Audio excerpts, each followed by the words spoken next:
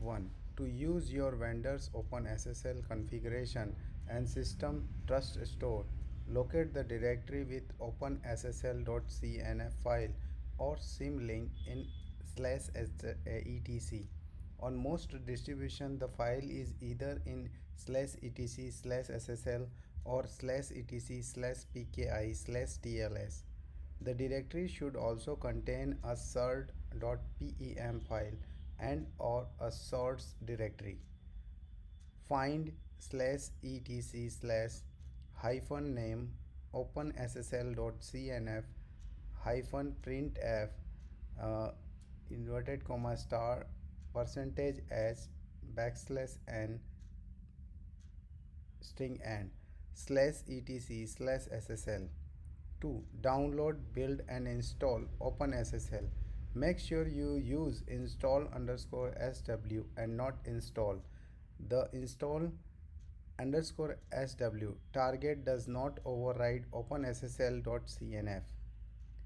Curl hyphen 0 https colon / www.openssl.org /source /openssl hyphen version tar gz tar xzf openssl hyphen version push d openssl hyphen version dot slash config backslash hyphen prefix is equal to /user /local/custom hyphen openssl backslash hyphen lib dir equal to lib backslash hyphen openssl dir is equal to /etc/ssl make hyphen j1 depend make hyphen j8 make install underscore sw pop d.